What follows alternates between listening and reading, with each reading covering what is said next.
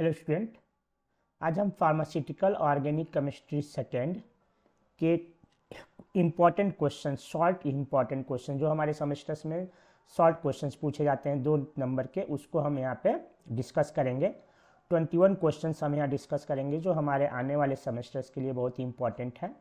आपको क्वेश्चंस बताएंगे और उसके आंसर्स कैसे आपको लिखना है वो भी हम आपको यहाँ पे बताएंगे। तो आप देखें कैसे हमको आंसर्स, प्रॉपरली आंसर्स हमें कैसे लिखने हैं ताकि हमको सेमेस्टर्स में अच्छा से अच्छा मार्क्स गेन कर सकें। पहला 2 मार्क्स क्वेश्चंस। पहला क्वेश्चन क्या है, what is Richard Mitchell value. उसी को हम क्या बोलते हैं, आरएम वैल्यू भी बोलते हैं। RM value is defined as ml of 0.1 normal KOH required to completely neutralize the soluble volatile fatty acid distilled from 5 gram of fat or oil। Richard Mitchell value importance के लिए होता है इसी। It is useful in the testing of purity of butter. Purity of butter या घी की हम purity जो है रिचर्ड मिशेल वैल्यू को डिटरमाइन कर हम पता कर सकते हैं कि वो बटर या घी जो है कितना प्योर है। ये क्या होता है, 0.1 नॉर्मल KOH जो है रिक्वायर्ड हो रहा है न्यूट्रलाइज करने के लिए सॉल्युबल वोलेटाइल फैटी एसिड, जो कि किससे जो है distilled from 5 gram of fat और ऑयल।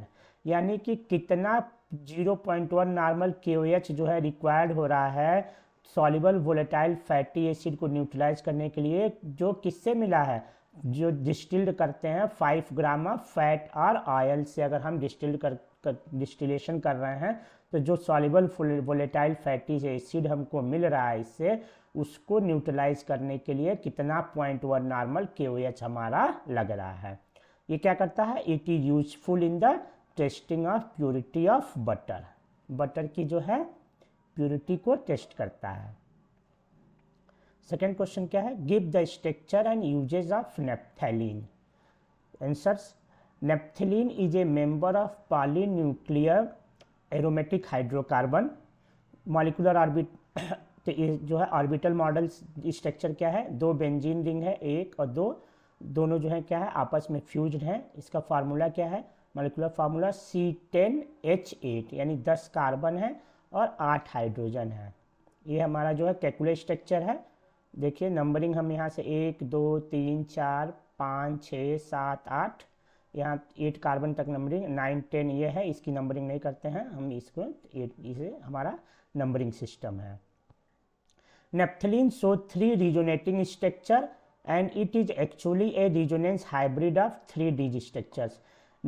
जो है नेप्थलीन हमारा 3 जो है, फर्स्ट सेकेंड और थर्ड, 3 जो है रिजोनेटिंग स्ट्रक्चर्स में ये जो है पाया जाता है हमारा।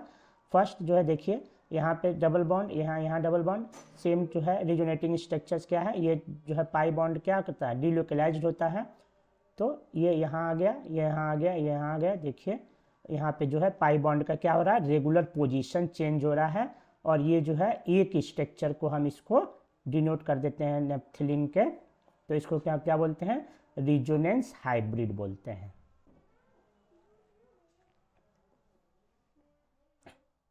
Uses of naphthalene. Naphthalene uses as a mothball that used to protect woolen goods or cloth. Second use क्या है, naphthalene is used in the manufacturing of carbaryl used as insecticides. Third use क्या है, to make synthetic dyes. Fourth use क्या है, to make tall naphthalate used as antifungal. Fifth use क्या है, used in making propranolol that is a beta blocking agent. Propranolol क्या होता है, beta blocking agent होता है जो कि ब्लड प्रेशर्स को कंट्रोल करने के लिए यूज करते हैं। सिक्स यूज क्या है, टू मेक मिनेडियन, वो क्या होता है, दैट विटामिन के होता है, उसको प्रिपरेशंस में हम इसको यूज करते हैं। थर्ड क्वेश्चन क्या है हमारा, explain acid value, give it use. Acid value क्या है, इसका यूज क्या है। Acid value is defined as the number of milligram of KOH potassium hydroxide required to neutralize the free fatty acid present in 1 gram of oil or fat.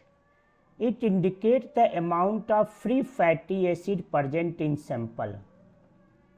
Free fatty acid are formed by hydrolysis of triglycerides due to moisture, temperature, or lipolytic enzyme lipase. So, acid value used to check the quality and storage condition of the fat and oil. Acid value क्या होता है, कितने जो हैं KOH के milligrams required होते हैं किसको न्यूट्रलाइज करने के लिए, free fatty acid present in 1 gram of fat and oil. 1 ग्राम अगर फैट एंड ऑयल हम लेते हैं उसमें जो फ्री फैटी एसिड है वो जो है कितना हमारा KOH लग रहा है उस फ्री फैटी एसिड को न्यूट्रलाइज करने के लिए, वो क्या करता है, एसिड वैल्यू है। एसिड वैल्यू क्या इंडिकेट करता है, free fatty acid. Free fatty acid को ये इंडिकेट करता है that present in the sample. Free fatty acid कैसे बनता है, free fatty acid formed by hydrolysis of triglycerides due to moisture. जब हमारा फैट और ऑयल की क्या हो जाती है, हाइड्रोलिसिस होती है, फैट्स और ऑयल किससे मिलकर बने होते हैं, glycerol plus free fatty acid से। तो क्या होता है कि जब मॉइस्चर या प्रॉपर टेम्परेचर या लाइपोलाइटिक एंजाइम्स के द्वारा जो है प्रॉपर कंडीशंस, स्टोरेज कंडीशंस नहीं होता है तो क्या होता है, उसकी हाइड्रोलिसिस हो जाती है ऑयल फैट की, और ग्लिसरॉल और फ्री फैटी एसिड में क्या करते हैं, टूट जाते हैं। तो यानी कि उनका डिग्रेडेशन हो जाता है ऑयल और फैट का। तो उसी को हम क्या करते हैं, कितना डिग्रेड हुआ और डिग्रेड होने के बाद कितना फ्री फैटी एसिड निकला हमें, उसी को हम एसिड वैल्यू के थ्रू डिटरमाइन करते हैं। So acid value use to check the quality and storage conditions. तो एसिड वैल्यू को क्या क्या यूज है इसका, हम चेक करते हैं कि फैट और ऑयल का क्वालिटी कैसा है। अगर जितना ज़्यादा एसिड वैल्यू होगा यानी उतने ज़्यादा उसमें फ्री फैटी एसिड प्रेजेंट है, यानी कि उसकी क्वालिटी उतना अच्छा नहीं है। एंड स्टोरेज का, अगर प्रॉपर स्टोरेज कंडीशन नहीं होगा तो क्या होगा, फैट और ऑयल का हाइड्रोलिसिस होगा, फ्री फैटी एसिड उतना ज़्यादा उसमें बनेगा, और जितना ज़्यादा फ्री फैटी एसिड बनेगा उतनी ज़्यादा क्या होगा, KOH जो है रिक्वायर्ड होगा किसको, न्यूट्रलाइज करने के लिए। फोर्थ क्वेश्चन है, what is different between fat and oil के बीच में क्या डिफरेंट है। फैट एंड ऑयल, फैट क्या होता है, सॉलिड होता है रूम टेम्परेचर पे, जबकि ऑयल क्या होता है, लिक्विड होता है रूम टेम्परेचर। दूसरा फैट क्या होता है, सेचुरेटेड होता है, यानी कि कोई भी डबल बॉन्ड या ट्रिपल बॉन्ड नहीं पाए जाते हैं, जबकि ऑयल में क्या होता है, डबल बॉन्ड पाए जाते हैं, दे आर अनसेचुरेटेड। फैट की क्या होता है, high melting and boiling point होता है, जबकि ऑयल्स क्या होते हैं, low melting point, low boiling point होता है। Fat are found in animals, fat animals में पाए जाते हैं, जबकि oils are found in animal and plant both. Fifth question क्या है, define cycloalkane and order of stability of cycloalkanes. Cycloalkanes क्या होते हैं और उसकी स्टेबिलिटी का ऑर्डर क्या है। Saturated hydrocarbon in which carbon atom are joined by single covalent bond to form a ring are called cycloalkanes। cycloalkanes क्या होते हैं, सैचुरेटेड हाइड्रोकार्बन होते हैं। सैचुरेटेड का मतलब यानी कि उसमें कोई भी डबल बॉन्ड या ट्रिपल बॉन्ड नहीं पाई जाती। हाइड्रोकार्बन क्या होता है, यानी कि कार्बन और हाइड्रोजन से मिलकर कोई कंपाउंड बना, उसको क्या बोलते हैं हम, हाइड्रोकार्बन बोलते हैं। तो सैचुरेटेड हाइड्रोकार्बन जिसमें कि कार्बन कार्बन आपस में जुड़कर सिंगल बॉन्ड के कोवैलेंट से जुड़कर क्या बनाता है, एक रिंग बनाता है, उसको क्या बोलते हैं हम, साइक्लोएल्केन्स बोलते हैं। एग्जाम्पल में देखिए साइक्लोप्रोपेन, ये देखिए कार्बन कार्बन कार्बन, 3 कार्बन जो है आपस में जुड़कर क्या है, कोवैलेंट बॉन्ड के थ्रू, सिंगल बॉन्ड के थ्रू क्या है, ये जुड़कर एक साइक्लिक स्ट्रक्चर बना रहे हैं। इसी तरह से ये क्या है, 4 कार्बन आपस में जुड़कर कोवैलेंट बॉन्ड के थ्रू जो है एक साइक्लोब्यूटेन बना रहे हैं। स्टेबिलिटी क्या होती है, stability, cyclopropane is less stable then cyclobutane, cyclobutane is less stable then cyclopentane, cyclopentane is less stable then cyclohexane. तो जैसे जैसे हमारा क्या होगा, कार्बन नंबर ऑफ कार्बन्स बढ़ते जाएंगे वैसे वैसे क्या हो रहा है, हमारा यहाँ पे स्टेबिलिटी बढ़ती जा रही है। यानी 3 कार्बन का ये है तो इसमें क्या है, स्ट्रेन ज़्यादा होगा तो ये लेस स्टेबल होगा। उसी तरह से जो है क्या होगा, बेयर स्ट्रेन थ्योरी के थ्रू हम इसको डिस्क्राइब कर सकते हैं। साइक्लोब्यूटेन है तो साइक्लोब्यूटेन जो है उससे ज़्यादा स्टेबल होगा, साइक्लोपेंटेन जो है इससे ज़्यादा स्टेबल होगा। साइक्लोहेक्सेन यानी जैसे जैसे कार्बन्स के क्या है, नंबर ऑफ कार्बन्स इंक्रीज करते जा रहे हैं रिंग में, वैसे वैसे क्या हो रहा है, स्टेबिलिटी बढ़ते जा रही है। 6 क्वेश्चन है, structure and uses of phenanthrene. Phenanthrene is a polynuclear hydrocarbon composed of 3 fused ring, benzene ring.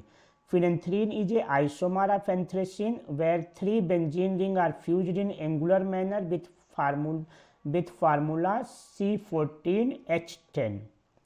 Phenanthrene क्या होता है? पॉलीन्यूक्लियर हाइड्रोकार्बन होते हैं जिसमें कि क्या है, 3 बेंजीन रिंग क्या है, आपस में जो है क्या है, फ्यूज्ड हैं इन एंगुलर मैनर। ये देखिए नंबरिंग हम 3 का 1 2 3 बेंजीन रिंग है, इसमें नंबरिंग कहाँ से करेंगे, 1 2 3 4 5 6 7 8 9 10। सेम हम इस स्ट्रक्चर को हम कैसे लिख सकते हैं, ये सेम इक्विवेलेंट स्ट्रक्चर है। इस तरह से हम 1 2 3 फ्यूज रिंग है, इसकी नंबरिंग 1 2 3 4 5 6 7 8 9 10। यूज क्या है, phenanthrene is use to make dye, plasticides, explosives and drugs. It is to make bile acid, cholesterol, steroids. Third use क्या है, dihydrophenanthrene used in jet fuel productions. Seventh question क्या है, explain the saponification and saponification value. Saponification क्या होता है और saponification value क्या है।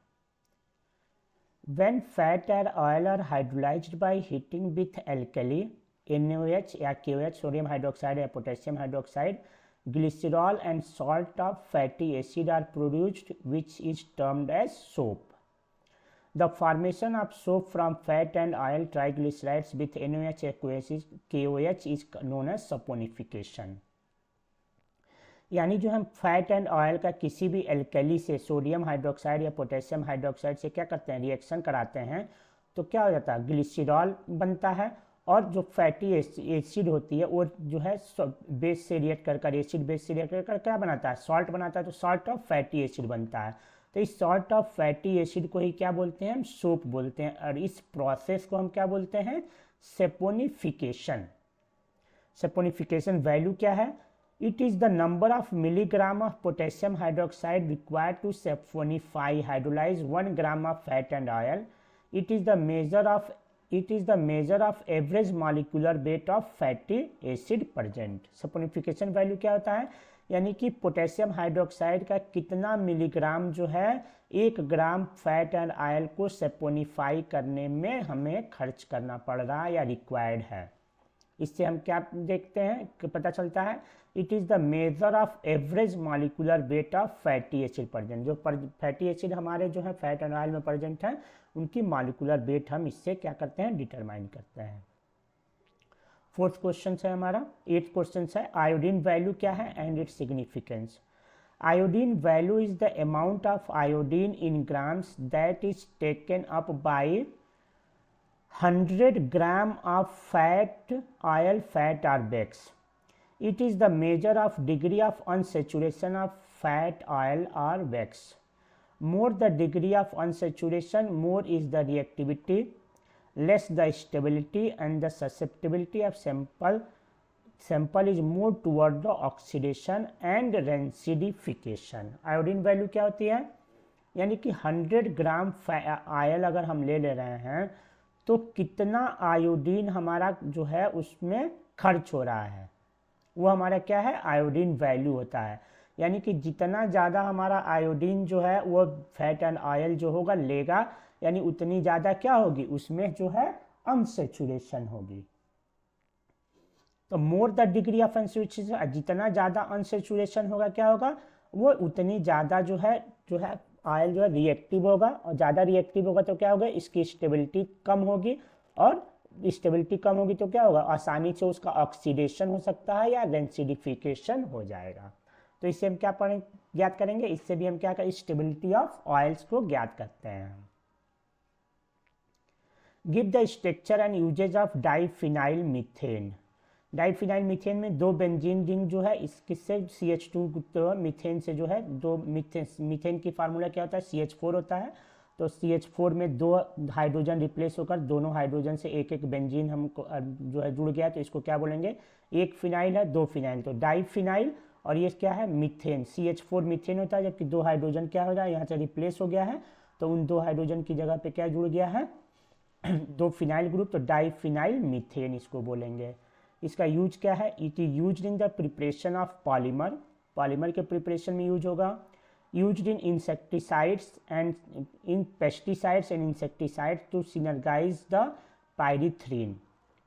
ये क्या करता है, पेस्टिसाइड या इंसेक्टिसाइड्स में जो है डाइफिनाइल मीथेन को यूज करते हैं, जो कि पायरीथ्रिन के एक्शन को क्या करता है, बढ़ाता है।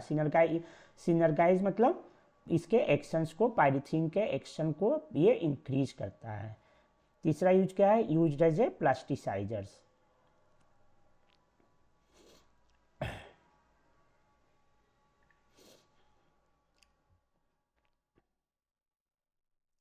फिनेंथ्रिन का यहाँ स्ट्रक्चर हमने देखा था, यूज देख लीजिए यहाँ पे क्या था, ये छूट गया था हमसे।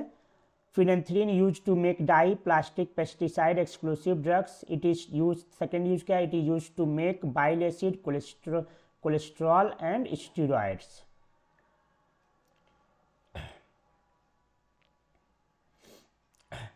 ये डाइफिनाइल मीथेन, इसका 3 यूज। चौथा यूज क्या है, the fragrance industry used in soap to scent them. जो फ्रेग्रेंस सोप इंडस्ट्रीज होती हैं वो क्या करती हैं, साबुन में जो है डाइफिनाइल मीथेन को यूज करती हैं। इससे क्या होता है, सेंट देती हैं। सेंट मतलब महक, उससे जो महक मिलता है हमें साबुन में, वो किसके द्वारा मिलता है, डाइफिनाइल मीथेन के द्वारा ही मिलता है। यूज डाइफिनाइल मीथेन का 5th यूज क्या है, यूज टू मेक ल्यूमिनोजेंस। ल्यूमिनोजेंस को यूज में इसको यूज करते हैं। ल्यूमिनोजेंस क्या, कोई चमकीला चीज़ होता है, अगर इसको हम डाइफिनाइल मीथेन को अगर हम यूज करते हैं तो किसी भी चीज़ में, तो क्या होता है, चमकदार हो जाता है। ल्यूमिनोजेंस मतलब चमकना, चमकदार। 10th क्वेश्चन क्या है हमारा, right note on theory of stainless ring. Stainless ring के ऊपर हमें थ्योरी लिखनी है। तो स्टेनलेस रिंग को क्या बोलते हैं, it is also known as Sachse Mohr theory. It explains the stability of cyclohexanes and higher cycloalkanes. It is assumed that all carbon of ring are not planar. They are folded or puckered structures. The normal tetrahedral angle of 109 degree 28 minute is retained.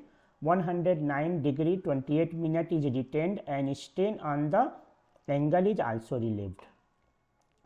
Stainless ring या सैचे-मोहर theory क्या करता है, stability जो है साइक्लोहेक्सेंस या other जो है higher cycloalkenes, जो कि बेयरस्टेन थ्योरी जो है डिस्क्राइब नहीं कर पा रही थी, उसको क्या करता है, ये डिस्क्राइब करता है। इसके अकॉर्डिंग स्टेनलेस रिंग थ्योरी या सैचे-मोहर थ्योरी के अकॉर्डिंग क्या होती है, जो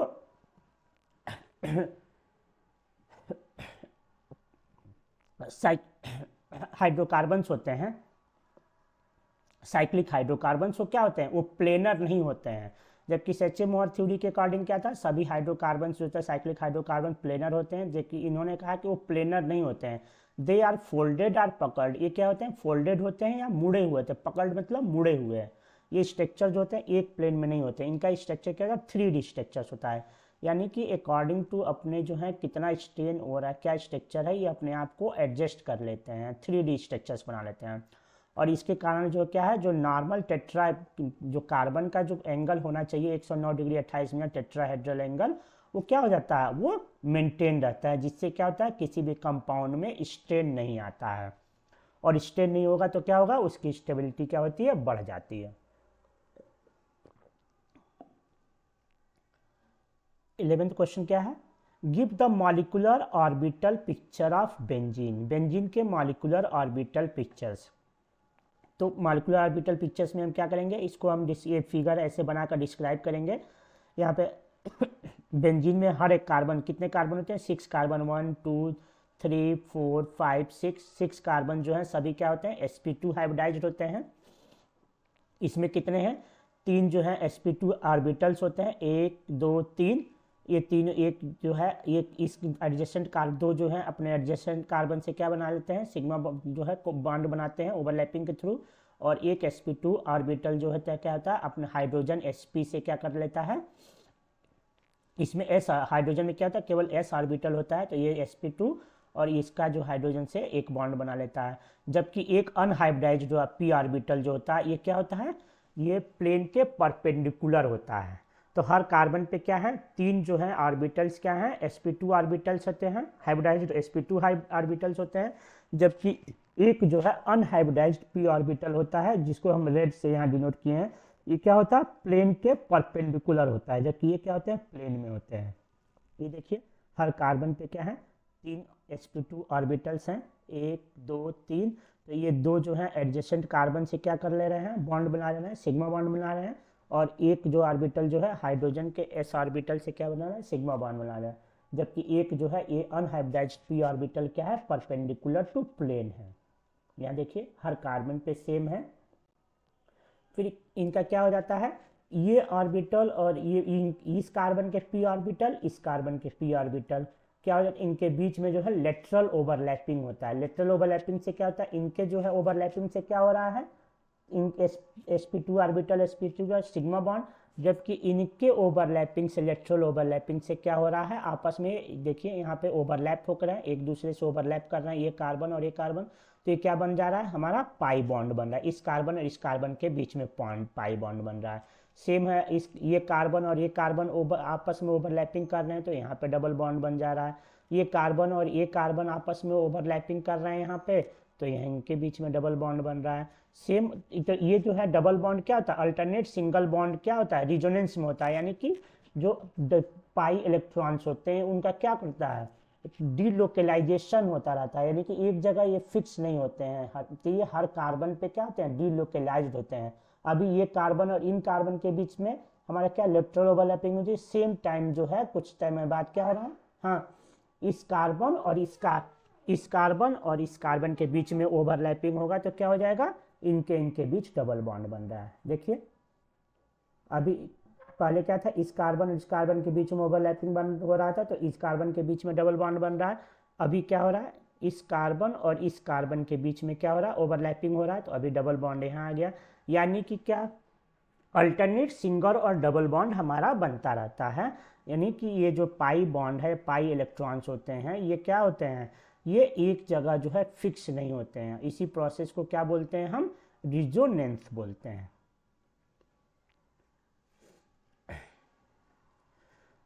फोर्थ 12th क्वेश्चन है, why phenol is acidic in nature. Phenol are acidic in nature due to formation of phenoxide ion in aqueous solution. जो फिनॉल क्या होते हैं, फिनॉक्साइड आयन, जब हम इनको एक्वस सॉल्यूशन में अगर लेते हैं तो क्या हो जाता है, फिनॉल जो होता है हाइड्रोजन को जो है छोड़ देता है, हाइड्रोजन यहाँ से निकल जाता है और यहाँ पे क्या हो जाता है, फिनॉक्साइड आयन बन जाता है। इस फिनॉक्साइड आयन, ये जो phenoxide ion, this phenoxide ion is stable due to resonance. और ये जो आयन होता है, फिनॉक्साइड आयन होता है, ये स्टेबल रिजोनेंस शो करता है। और इस रिजोनेंस के कारण ये फिनॉक्साइड आयन क्या है, देखिए फिनॉक्साइड आयन जो होता है 1 2 3 जो है, इस 3 जो है रिजोनेटिंग स्ट्रक्चर्स, रिजोनेंस स्ट्रक्चर्स पाए जाते हैं इसके। और ये जो है फिनॉक्साइड आयन जो होता है रिजोनेंस के कारण स्टेबल होता है। इस कारण से जो है ये क्या होता है, हमारा जो है एसिडिक फिनॉल जो होता है एसिडिक नेचर शो करता है अपने रिजोनेंस में जाने के लिए। यानी कि फिनॉक्साइड आयन जो है हाइड्रोजन, फिनॉल जो है हाइड्रोजन को रिलीव कर कर जो फिनॉक्साइड आयन बना रहा है, ये क्या है, स्टेबल है। तो एसिड का हमारा क्या होता है, एसिड का डिफिनेशन, जो जितना ज़्यादा जो है हाइड्रोजन आयन इजीली रिलीव करता है उतना ज़्यादा एसिडिक होता है। तो ये फिनॉल जो है हाइड्रोजन आयन को क्या करता है, रिलीज करने के बाद क्या हो रहा है, फिनॉक्साइड आयन बना रहा है। और ये फिनॉक्साइड आयन जो था स्टेबल हो रहा है रिजोनेंस के थ्रू। तो ये क्या हो रहा है, ये जो है हाइड्रोजन आयन इजीली क्या कर रहा है, रिलीज कर दे रहा है। यानी कि ये क्या है, एसिडिक नेचर शो करता है। 13th question, structure and uses of BHC and chloramine T. BHC क्या है, BHC इज हेक्सा क्लोरोसाइक्लोहेक्सेन। यानी कि एक जो है साइक्लोहेक्सेन 6 कार्बन का जो है साइक्लिक रिंग है। इसके सभी जो है सभी पोजीशंस पे क्या है, 6 कार्बन से क्या है, एक एक क्लोरीन जुड़े हुए हैं। यानी कि हेक्सा क्लोरो, 6 कार्बन है, हेक्सा क्लोरो, और एक साइक्लिक रिंग है तो साइक्लोहेक्सेन। इसको क्या बोलेंगे, साइक्लोहेक्सेन। इसको हम इंडेन भी बोलते हैं। तो hexa chlorocyclohexane is also known as indane. इनका यूज क्या है, it is use to treat lice and scabies. इनका यूज क्या है, ये शैम्पू या इन सब के जो है लोशंस यूज करते हैं लाइस को, यानी कि जो जुएँ होते हैं हमारे बाल में पड़ जाते हैं, स्केबीज जो होती हैं बैक्टीरिया होती हैं जो हमारे शरीर में इन्फेक्शन करती हैं, उनको क्या करता है, ये मारता है। And it is used as pesticides in agriculture, agriculture में जो है पेस्टिसाइड्स के रूप में भी यूज होता है। क्लोरामिन टी क्या है? Chloramine T is organic compound with chemical formula CH3C6H4SO2NClNa, ये इसका स्ट्रक्चर है हमारा। यूज क्या है? It is used as disinfectant के रूप में यूज होता है। It is use in the treatment of burn and wound, जो जले हुए या घाव हैं उनको जो है ट्रीटमेंट में यूज होता है। And used as oral mouth wash, हमारे माउथ वॉश जो होते हैं उनमें भी यूज होता है। 13th क्वेश्चन क्या है? Structure and uses of resorcinol and naphthol. Resorcinol क्या है? रिसोर्सिनॉल जो है बेंजीन के फर्स्ट और थर्ड पोजीशन पे OH ग्रुप जो है हाइड्रोक्सिल ग्रुप लगा है, तो इसको क्या बोलेंगे हम? 1,3 डाईऑल। OH ग्रुप लगा है ना, तो ऑल होगा, OL ऑल। फिनॉल होता है ना OH ग्रुप, तो उसमें क्या लगता है? डाई। तो फर्स्ट और थर्ड पोजीशन के बेंजीन पे क्या है? 2 OH ग्रुप लगा, तो इसलिए क्या बोलेंगे इसको? 1,3 डाईऑल। यूज क्या है? Used in the manufacturing of resins, used as disinfectant and antiseptic in pharmaceutical product, used in the treatment of psoriasis, eczema, एक बर्थ एंड एक्ने। ये क्या है? जो है स्किन्स की डिजीज है, इनको ट्रीटमेंट के लिए यूज करता है। Used in the treatment of gastric ulcers. नेप्थॉल क्या होता है? नेप्थॉल्स का हमारा स्ट्रक्चर ये हुआ, ये जो है नेप्थिलीन का क्या होता है? आइसोमर्स होता है, इसमें नेप्थिलीन में OH ग्रुप लग जाता है, तो क्या हो जाता है? नेप्थॉल्स बोलते हैं इसको हम। इट इज़ मोनोहाइड्रोक्सी डेरिवेटिव्स ऑफ नेप्थिलीन, यानी नेप्थिलीन में क्या है? एक OH ग्रुप लग जा रहा है, तो इसको हम क्या बोलेंगे? नेप्थॉल्स बोलेंगे। Used as insecticides, used in making dye, used in Molisch test for detecting the presence of carbohydrate, Molisch test करते हैं जिससे कि थ्रू हम कार्बोहाइड्रेट का पता करते हैं। Used in Sakaguchi test for detecting the presence of arginine in protein, proteins में आर्जिनिन का पता लगाते हैं हम साकागुची टेस्ट के थ्रू। 14th हमारा जो है क्वेश्चन है, what is Huckel theory? Rule with, Huckel theory बोलें या रूल बोलें with suitable example. Huckel rule क्या होता है? According to Huckel rule a cyclic compound is considered to be aromatic if it has 4n+2 pi electrons. यानी कि हक्कल rule के according जो है हम किसी भी साइक्लिक कंपाउंड को तभी एरोमेटिक बोल सकते हैं जब वो कि क्या करता है? वो रूल फॉलो कर रहा है 4n+2 पाई इलेक्ट्रॉन्स का रूल फॉलो कर रहा है। वेयर n क्या है? n is integer number, integer number क्या होते हैं? 0, 1, 2, 3, 4, 5 एक्सेट्रा, यानी कि उसमें डेसिमल में नहीं आना चाहिए। बेंजीन का अगर एग्जाम्पल लेते हैं हम, तो बेंजीन में क्या है? 3 डबल बॉन्ड है, 3 डबल बॉन्ड का मतलब 3 पाई बॉन्ड है। हर पाई बॉन्ड में कितने होते हैं? एक पाई बॉन्ड में 2 पाई इलेक्ट्रॉन्स होते हैं, तो 3 पाई बॉन्ड है, तो कितने हो गए टोटल पाई इलेक्ट्रॉन्स? 6 हो गया। तो having 3 pi bond, each pi bond have 2 pi electrons, so total pi electrons 6 pi electrons होते हैं। फार्मूला अगर हम हक्कल रूल जो है 4n+2 pi electron, where pi is equal to 6 हम रख देते हैं, तो 4n+2 is equal to 6, 4n is equal to 6 - 2, तो 4n इजकल टू 4, n की वैल्यू क्या हो जाएगी? 1 आ जाएगी, जो कि इंटीगर नंबर में है। It means benzene follow the हक्कल rule, so it is aromatic compound. What is Friedel-Crafts acylation? Explain with suitable reaction. Friedel-Crafts acylation क्या होता है? सुटेबल रिएक्शंस के थ्रू जो है एक्सप्लेन करना है। आंसर क्या है?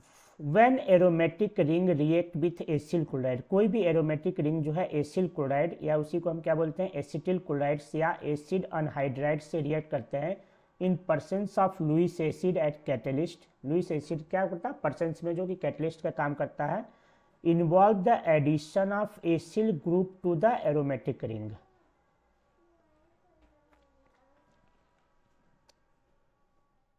Involve the addition of an acyl group to the aromatic.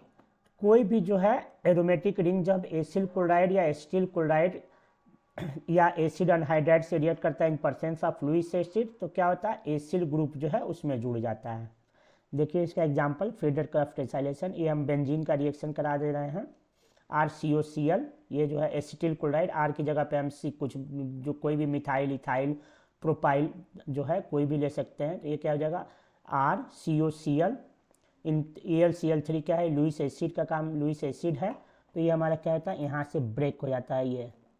ये COCl के बीच से ये जो है बॉन्ड, यहाँ पे ये बॉन्ड ब्रेक हो जाता है और ये जो है हमारा क्या होता है, ये COR यहाँ जुड़ जाता है और यहाँ से जो हाइड्रोजन बेंजीन का जो सब्स्टिट्यूशन रिएक्शन हाइड्रोजन जो निकलता है वो जो है इस Cl से रिएक्ट कर क्या बना लेता है, HCl बना लेता है। 16th क्वेश्चन क्या है, give the structure and uses of saccharin. Saccharin का यूज क्या है, ये हमारा सेक्रीन बेंजीन रिंग है, इससे क्या है CONHS, उससे क्या होता है दो जो है वो ग्रुप जुड़े होते हैं। ये हमारा जो है सेक्रीन का स्ट्रक्चर है, इसको जो है आप लोग लिख कर दिया हुआ है, याद कर लें। सेक्रीन क्या होता है, saccharin is artificial sweetener used as sweetening agent. ये जो है आर्टिफिशियल स्वीटनर यानी कि जो है आर्टिफिशियल स्वीटनर है जो कि हम स्वीटनिंग एजेंट के रूप में मीठा करने के लिए किसी भी चीज़ को, मेडिसिन आजकल जो है मेडिसिन जो भी यूज कर रहे हैं उसमें हम मीठा करने के लिए क्या करते हैं, चीनी नहीं डालते हैं, ये सेक्रीन ही यूज करते हैं।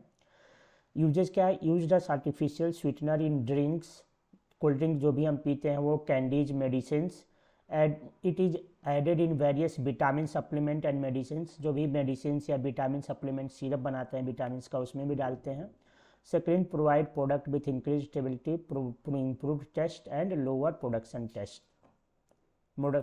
प्रोडक्शन कास्ट यहाँ होगा। यानी कि क्या करता है, सेक्रीन जो है प्रोडक्ट की स्टेबिलिटी भी बढ़ा देता है, उसका टेस्ट भी बढ़ा देता है और उसकी कास्ट जो है प्रोडक्शन कास्ट है उसको भी क्या कर देता है, वो डिक्रीज कर देता है। Write short note on resonance structure of benzene.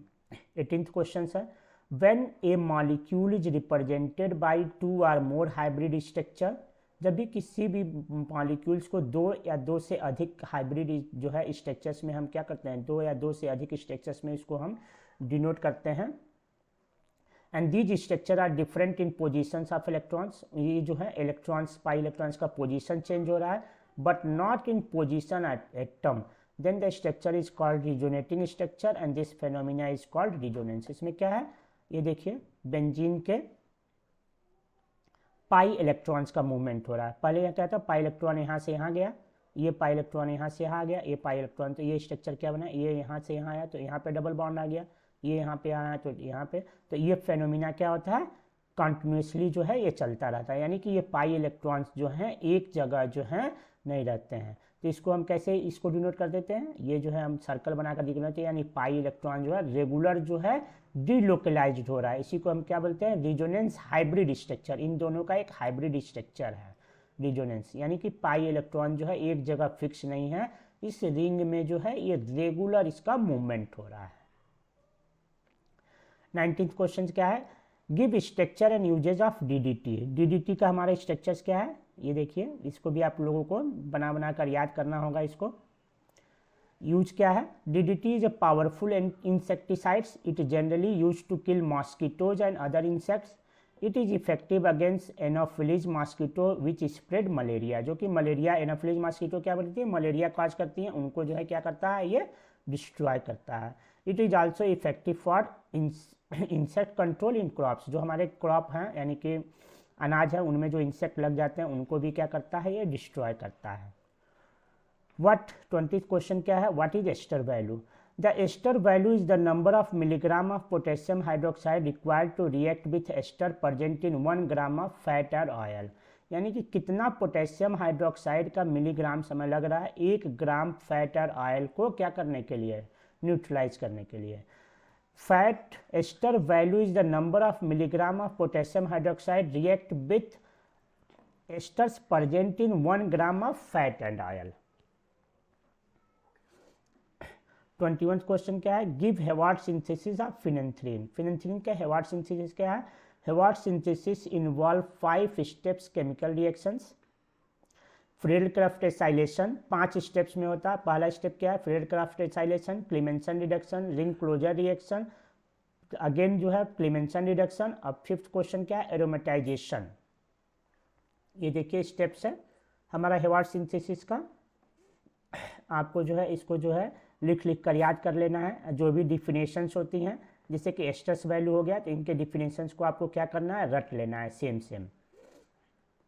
Hayward synthesis है, this involve the treatment of naphthalene. Naphthalene का क्या करते हैं, ट्रीटमेंट कराते हैं विथ सक्सिनिक अनहाइड्राइड, ये क्या है? Succinic anhydride in the presence of aluminium chloride to form 4 naphthalene 1 yl 4 oxa butanoic acid. ये हमारा बन गया इन परसेंस ऑफ क्या है? ये क्या है? फ्रीडरक्राफ्ट एसाइलेशन है, ये लुईस एसिड के प्रेजेंट में। तो ये हमारा रिएक्शन सेकेंड स्टेप जो है रिएक्शन से हो जा रहा है हमारा। फिर यहाँ पे क्या हो रहा है? रिंग क्लोजर रिएक्शन है। सेकेंड स्टेप में क्या हो रहा है? क्लीमेंसन रिडक्शन। ये जो हमारा स्ट्रक्चर बना है इसका, ये जो हमारा बन रहा है, इसका हम क्या करते हैं? क्लीमेंसन रिडक्शन। जिंक जो है जिंक और एमलगम से HCl के परसेंट्स में करा देते हैं। तो क्लीमेंसन रिडक्शन में क्या होता है? जो कीटोन ग्रुप होता है, CO ग्रुप हो जाता है, वो किस में रिड्यूस हो जाता है? CH2 ग्रुप में। देखिए क्लीमेंसन रिडक्शन, ये CO ग्रुप था, तो ये क्या हो जाएगा? जब हम जिंक एमलगम HCl के परसेंट्स में रिएक्ट करेंगे तो ये CO ग्रुप CH2 में कन्वर्ट हो जाएगा। फिर इसका H2SO4 से हम रिएक्शन करा देंगे तो क्या हो जाएगा? रिंग क्लोजर रिएक्शन ये हो जा रहा है। ये रिंग क्या हो जा रहा है? यहाँ पे ये क्लोजर आया है, देखिए रिंग क्लोजर रिएक्शन हो गया। फोर्थ स्टेप में हमारा क्या हो रहा है? फिर से जो है जो CO ग्रुप यहाँ पे था उसको हम क्या करते हैं? क्लीमेंसन रिडक्शन करा देते हैं। तो क्या हो जा रहा है? CO ग्रुप CH2 ग्रुप में कन्वर्ट हो जाएगा। और फोर्थ स्टेप क्या हो जाता है हमारा? Aromatisation reaction. इसका हम प्लेडियम से रिएक्शन करा देते हैं तो क्या हो जाता है हमारा? एरोमेटिक कंपाउंड फिनेंथ्रीन का मैन्युफैक्चर हो जाता है। तो इस तरह से क्या है, आपको जो है सभी क्वेश्चंस के प्रॉपर आंसर्स देने हैं। जो भी डिफिनेशंस हैं उनको रट लेना है, जो भी स्ट्रक्चर है उसको जो है कम से कम 10 बार लिखिए और उसको याद कर लीजिए, ताकि अपने सेमेस्टर्स में अच्छे से अच्छे नंबर्स आप गेन कर सकें।